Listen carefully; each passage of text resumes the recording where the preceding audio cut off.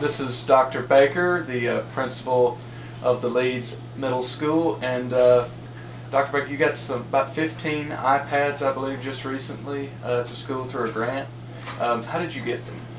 Well, the iPads were actually bought through Title I ARRA, which is ARRA monies that were federal monies that went to the school districts that were basically Obama stimulus money that's come in over the past couple of years, and we had some funds that were previously allocated for the previous year, but we had some a little bit left over that we had to get spent before September 30th, and I thought this would be a good initiative for us to get for our kids to develop some 21st century skills. And currently you're using the iPads for the Access program, mostly for foreign languages. Tell us a little bit about how that works. Well, our Access classes, I guess the main thing that it's a high school initiative. Access classes are. It's getting high school credit for classes that are taken online.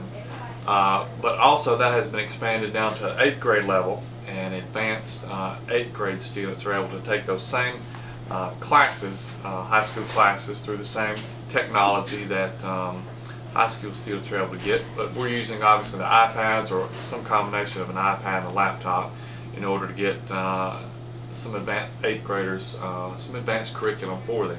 And a lot of that is foreign languages, as you've mentioned, but they also have I think business technology, journalism, and creative writing that's also offered for them as well. How do iPads make that easier?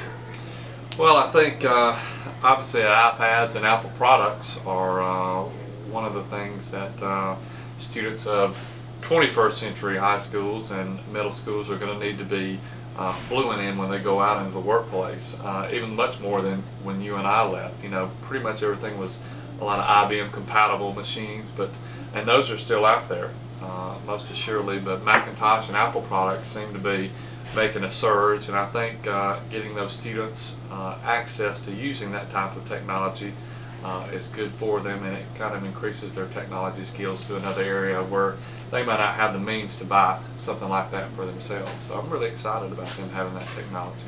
And so these classes will count for high school credit for example, a foreign language which is not required. Well, at this point, no. The local school system determines whether or not they will count for high school credit. And at this point, the Leeds City Schools is not offering credit for these particular classes. It's mostly, at this point, for enrichment, and it takes the place of an 8th grade student's elective course here at school, and they can take that as enrichment.